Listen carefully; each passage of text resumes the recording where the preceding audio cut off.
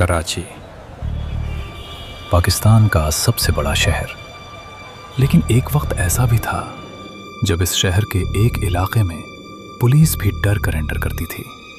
उस इलाके का नाम था लियारी। यहां सिर्फ गैंग्स नहीं थे, पूरी हुकूमत चलती थी। एक्सटॉर्शन, ड्रग्स, टारगेट किलिंग और खुली गैंग वॉर्स। और इस खूनी जंग के पीछे थे दो नाम, रहमान डकीत और उज़ैर बलूच।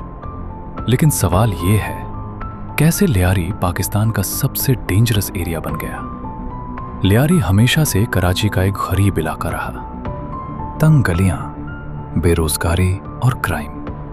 धीरे धीरे यहां गैंग्स पैदा होने लगे और फिर ये गैंग्स इतने पावरफुल हो गए कि पूरे इलाके को कंट्रोल करने लगे। पुलिस ऑपरेशंस होते थे लेकिन अक्सर नाकाम। लियारी में रात होते ही गोलियों की आवाज आम बात थी। और इसी माहौल में एक नाम उभर रहा था, अब्दुल रहमान, जिसे बाद में दुनिया रहमान डकैत के नाम से जानने लगी। शुरू में वो एक आम स्ट्रीट क्रिमिनल था, लेकिन धीरे धीरे उसका नेटवर्क बढ़ता गया। एक्सटॉर्शन, ड्रग्स और टारगेट किलिंग्स।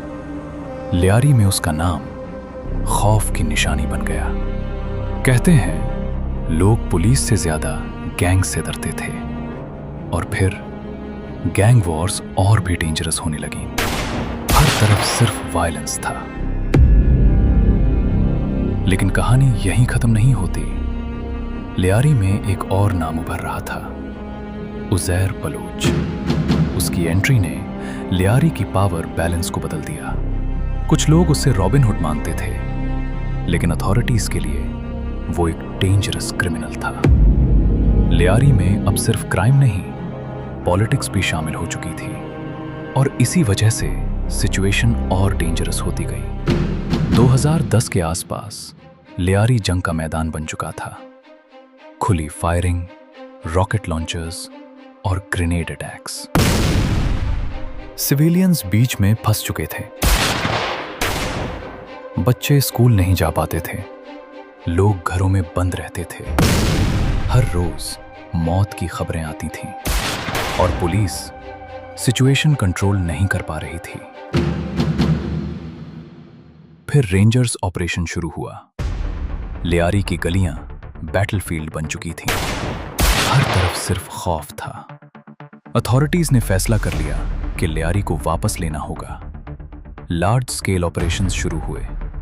कई गैंग मेंबर्स मारे गए, कई अरेस्ट कर लिए गए और धीरे धीरे लियारी का कंट्रोल वापस लिया जाने लगा। लेकिन नुकसान बहुत हो चुका था। पूरा इलाका वायलेंस की वजह से तबाह हो गया और हजारों लोगों की जिंदगियां बदल गईं। लेकिन लियारी गैंग वॉर सिर्फ गैंग्स की कहानी नहीं थी। कई रिपोर्ट्स के मुताबिक गैंग लीडर्स को सियासी सपोर्ट भी हासिल थी। पॉलिटिक्स, पावर और गैंग्स। कराची में ये तीनों चीजें एक दूसरे से जुड़ी हुई थीं। रहमान डकैत सिर्फ एक गैंगस्टर नहीं था, वो लियारी के अंदर एक पूरा नेटवर्क चला रहा था। उसका इन्फ्लुएंस सिर्फ गलियों तक लिमिटेड नहीं था। रिपोर्ट्स के मुताबिक एक्सटॉर्शन उसकी आमदनी का एक बड़ा जरिया था। दुकानों, ट्रांसपोर्ट और लोकल बिजनेसेस से पैसा लिया जाता था। जो मना करता उसके लिए कॉन्सिक्वेंसेस डेंजरस होते थे। लियारी में ड्रग्स ट्रेड भी बढ़ रहा था और गैंग्स इस बिजनेस से बहुत पैसा कमा रहे थे। वेपन स्मगलिंग के भी इल्जामात लगते रहे। कहते हैं लियारी की कुछ गलियों में पुलिस से ज्यादा गैंग्स का कंट्रोल था।